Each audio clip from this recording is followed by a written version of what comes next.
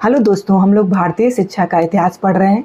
सबसे पहले हम लोगों ने वैदिक कालीन शिक्षा पढ़ी, उसके बाद हम लोगों ने बौद्ध कालीन शिक्षा पढ़ी और मुस्लिम कालीन शिक्षा पढ़ी। अब हम लोग स्वतंत्रता से पूर्व भारत में शिक्षा के लिए क्या क्या प्रयास किए गए वे सारे पढ़ रहे हैं। 1673 में प्रिंगल महोदय की देखरेख में चेन्नई में प्रथम माध्यमिक स्कूल खोला गया।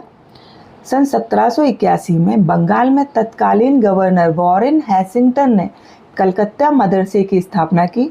1791 में बनारस राजकीय रेजिमेंट जोनाथन डंकन ने बनारस संस्कृत कॉलेज की स्थापना की।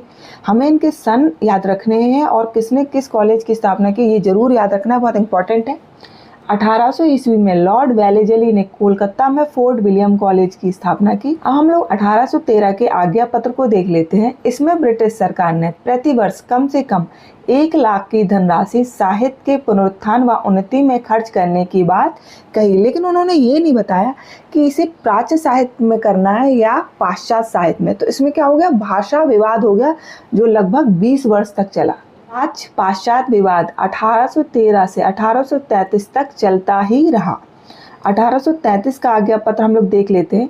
इसमें क्या क्या सुझाव दिए गए। सभी मिशनरियों को भारत में प्रवेश की सुविधा दे दी गई। शिक्षा अनुदान 1 लाख रुपए से बढ़ाकर 10 लाख रुपए कर दिया गया। बंगाल प्रांत की सरकार का प्रभुत्व अन्य प्रांतों की सरकारों पर हो गया। गवर्नर जनरल की काउंसिल में एक कानूनी सदस्य का पद जोड़ा गया। 1813 के आज्ञा पत्र की 43वीं धारा को लेकर प्राच्य और पश्चातवादियों में एक विवाद खड़ा हो गया था। 10 जून 1834 को लॉर्ड मैकाले गवर्नर जनरल की काउंसिल का कानूनी सदस्य बनकर भारत आया। 8 फरवरी 1935 को governor general lord William Bentinck के समक्ष उसने अपना विवरण पत्र प्रस्तुत किया। हम लॉर्ड मैकाले के विवरण पत्र के प्रमुख अंश देख लेते हैं। 1813 के आज्ञा पत्र की 43वीं धारा में प्रयुक्त साहित्य शब्द के अंतर्गत केवल अरबी और संस्कृत ही नहीं आते बल्कि अंग्रेजी को भी शामिल किया जा सकता है। मैकाले ने कहा था, एक अच्छे यूरोपीय पुस्तकालय की एक अलमारी भारत और अरब के संपूर्ण साहित्य से कम महत्वपूर्ण नहीं है। भारतीय भाषाओं के लिए उन्होंने कहा था कि यह अविकसित और गंवारू है। मैकाले ने अंग्रेजी शिक्षा का जोरदार समर्थन किया था। मैकाले ने शिक्षा में छनाई के सिद्धांत का समर्थन किया था। उन्होंने क्या कहा था कि उच्च वर्ग को शिक्षित कर दिया जाए और उच्च वर्ग से अपने आप शिक्षा निम्न वर्ग में फैल जाएगी। 7 मार्च सन 1835 को विलियम बेंटिंग ने मैकाले के पक्ष में अपनी नई शिक्षा नीति घोषित कर दी। सन 1835 में लॉर्ड विलियम बेंटिंग ने त्यागपत्र दे दिया और उनके बाद लॉर्ड ऑकलैंड को नियुक्त किया गया। 1839 को लॉर्ड ऑकलैंड ने अपना विवरण पत्र जारी किया। हम उनके विवरण पत्र की प्रमुख बातों को देख लेते हैं। प्राच्य विद्यालयों को पूर्ववत चलने दिया जाए। प्राच्य विद्यालय में पढ़ने वाले छात्रों में से 1/4 को छात्रवृत्ति दी जाए। ऑकलैंड ने प्राच्य शिक्षा के लिए 31,000 की अतिरिक्त वार्षिक धनराशि स्वीकृत की। वुड का घोषणा पत्र 1854। चार्ल्स वुड ब्रिटिश कंपनी के बोर्ड ऑफ कंट्रोल के प्रधान थे।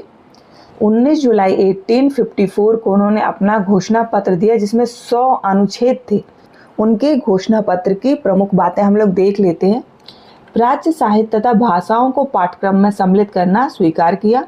अंग्रेजी तथा देसी भाषा दोनों को शिक्षा का माध्यम स्वीकार किया गया। उनके घोषणा पत्र में कौन कौन सी नवीन योजनाएं थी हम लोग देख लेते हैं। पहला तो उन्होंने कहा था जन शिक्षा विभाग की स्थापना की जाए। कोलकाता, चेन्नई, मुंबई में विश्वविद्यालयों की स्थापना लंदन विश्वविद्यालय को आदर्श मानकर की जाए। श्रृंखलाबद्ध विद्यालयों की स्थापना की जाए। सहायता अनुदान प्रणाली को प्रारंभ करने का उन्होंने सुझाव दिया था। भारत में शिक्षक प्रशिक्षण संस्थाएं स्थापित की जाएं।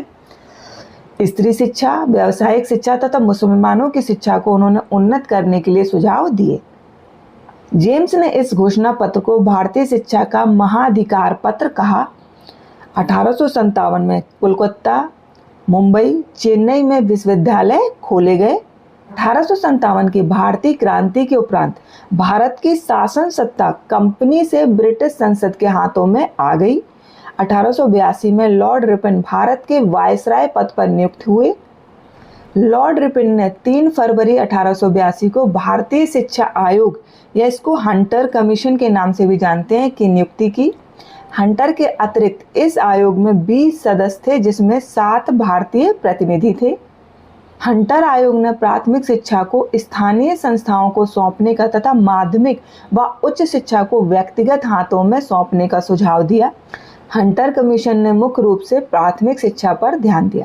जनवरी 1899 में लॉर्ड कर्जन गवर्नर जनरल बनकर भारत आए। 1901 में लॉर्ड कर्जन ने शिमला में एक गुप्त शिक्षा सम्मेलन बुलाया। 11 मार्च 1904 को लॉर्ड कर्जन ने अपनी शिक्षा नीति को एक सरकारी प्रस्ताव के रूप में प्रकाशित किया। 27 जनवरी 1902 को लॉर्ड कर्जन ने भारतीय विश्वविद्यालय आयोग का गठन किया। 21 मार्च 1904 को भारतीय विश्वविद्यालय अधिनियम पारित किया गया। 1901 में रविन्द्रनाथ टैगोर ने शांति निकेतन की स्थापना की जो अब विश्व भारती के नाम से प्रसिद्ध है। सर्वप्रथम प्राथमिक शिक्षा को अनिवार्य बनाने का प्रयास बड़ौदा नरेश सायाजी राव गायकवाड़ ने किया। गोपाल कृष्ण गोखले ने 19 मार्च 1910 को प्राथमिक शिक्षा अनिवार्य बनाने के लिए प्रस्ताव प्रस्तुत किया, जिसमें 6 से 10 वर्ष के बालकों के लिए प्राथमिक शिक्षा अनिवार्य करने का उन्होंने प्रस्ताव दिया था। 16 मार्च 1911 को अपना विधेयक केंद्रीय सभा में प्रस्तुत किया, किंतु ब्रिटिश सरकार ने उनके प्रस्ताव को अस्वीकार कर दिया।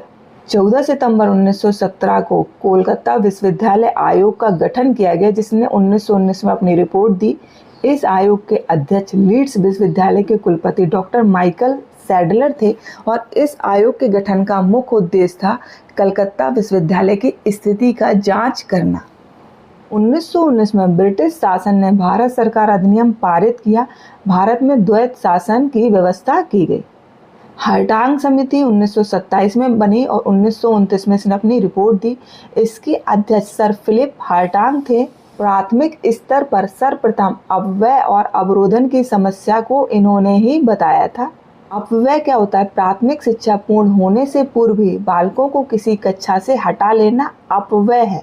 अवरोधन क्या होता है? एक बालक का एक ही कक्षा में 1 वर्ष से अधिक रहना अवरोधन कहलाता है। Would Abbott report 1936। Would England शिक्षा परिषद के डायरेक्टर ऑफ इंटेलिजेंस थे और एबट शिक्षा परिषद के टेक्निकल स्कूलों के अवकाश प्राप्त चीफ इंस्पेक्टर थे। वुड एबट की रिपोर्ट को 2 भागों में बांटा गया। सामान्य शिक्षा का संगठन यह वुड ने लिखा। व्यावसायिक शिक्षा और संबंधित समस्याएं इसे एबट ने लिखा है।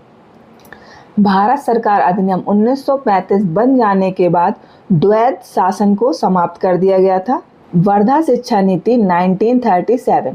महात्मा गांधी ने 23 अक्टूबर 1937 को वर्धा में एक अखिल भारतीय शिक्षा परिषद सम्मेलन का आयोजन किया। इसके सुझाव क्या थे हम लोग देख लेते हैं।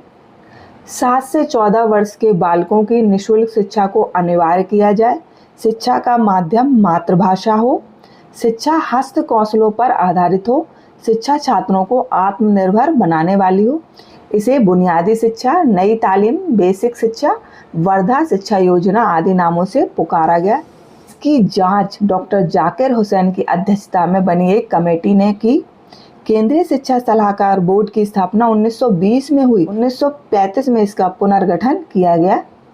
सार्जेंट योजना 1944। द्वितीय विश्व युद्ध के बाद इंग्लैंड में बटलर योजना चलाई गई तथा भारतीय शिक्षा की स्थिति जानने के लिए सार्जेंट योजना 1944 में बनाई गई।